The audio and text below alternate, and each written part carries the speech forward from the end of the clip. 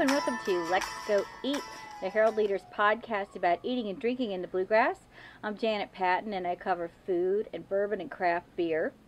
I'm Cheryl Truman. I cover business and features. And I'm Sally Shear. I'm the lifestyles editor.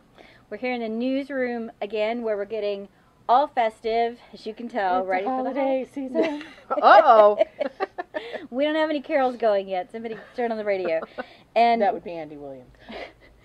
while we are decking the halls, Kroger is stocking the shelves. Woohoo! Yeah, big news. We're pretty excited about the Kroger on Euclid, which is going to open in early January.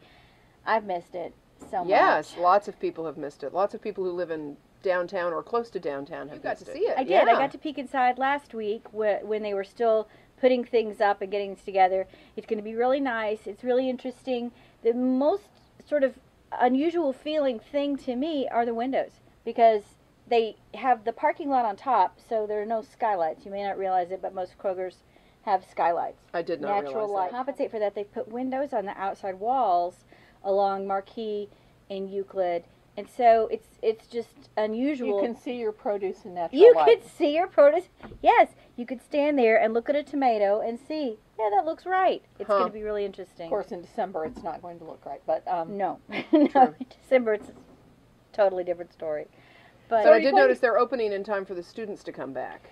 I hope they'll be open a little bit before that. For those of us that aren't students. Yeah, because I want to get in there before that. Me too, me too.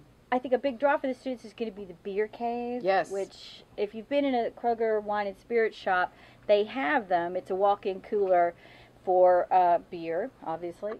It's also the time of year a lot of people eat tamales. I worked on a story with photographer Pablo Alcala, and we went to a wonderful lady in Lexington who showed us how to make tamales. And so I could tell you that as great as that seems, and I have a Delicious recipe as with a they were. story, that is a lot of work, and you are probably going to want to buy them. So We tell you how to do that too. we tell you some places to go. they're remarkably inexpensive. They really are. I mean, if you were having a party and wanted to give, a really interesting festive treat and have tamales, then you could get a lot of tamales for a pretty good price. Yeah, They're like, $2, $3 each. So you could order a lot of tamales and have some great party food. I didn't realize until I read the story that not only do they come savory, but also sweet. I don't know that I've ever had a sweet tamale I before. haven't either. The lady that we watched that explained it to us, Maria Rios is her name, she makes one that has pineapple and pecan.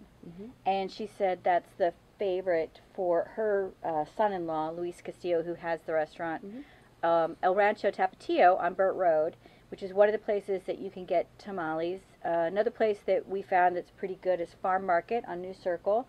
And a third place that I've heard about is Brasabana. When we ask people, where do you get good tamales, some of the answers we got were, I know somebody who lives at the backside of Keeneland. Those, I'm sure. Those might be great tamales, Yeah. but I don't want to send readers to the backside of Keeneland to hunt them pick down. up their tamales. Yeah. However, And there appears to be kind of a trick in actually dealing with the corn in the tamale, in that you want it, stiff enough to hold the ingredients, but you don't want it dry.